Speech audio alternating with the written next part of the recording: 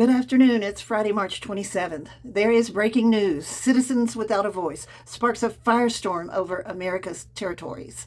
A powerful new political analysis is reigniting debate over the status of millions of Americans living in U.S. territories, who are citizens in name but largely excluded from the nation's democratic process. At the center of the controversy is Puerto Rico, home to 3 million U.S. citizens who carry American passports, serve in the military, and are bound by federal law, yet cannot vote for president and have no voting representation in Congress unless they relocate to the mainland.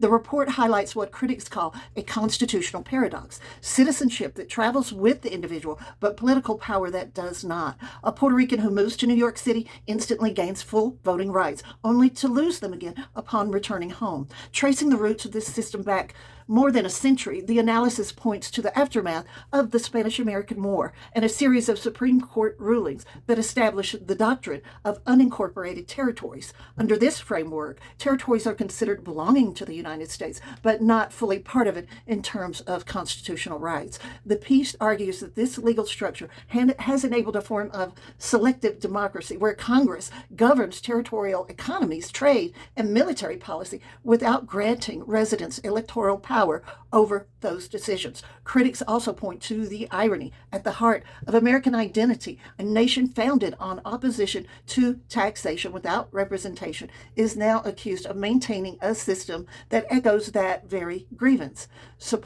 The most explosive claim emerging from critics is how Puerto Rico may be indirectly footing the bill for federal policy without representation. At the center of that argument is the Jones Act of 1920, a federal law requiring that goods shipped between U.S. ports, including to Puerto Rico, be transported on U.S.-built, U.S.-owned, U.S.-crewed vessels. Opponents argue this restriction limits competition and drives up the cost of imported goods, from food to fuel.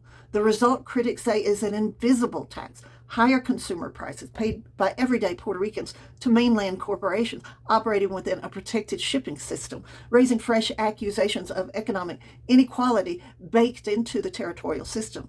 Those economic pressures are underscored by stark statistics. Puerto Rico faces a poverty rate hovering around 35%, dramatically higher than the mainland U.S., where poverty levels are typically far lower. Critics argue this disparity is not accidental, but tied to decades of structural limitations, economic constraints, and federal policies that uniquely impact the island. I'm Mississippi Cindy. This is Puerto Rico English News.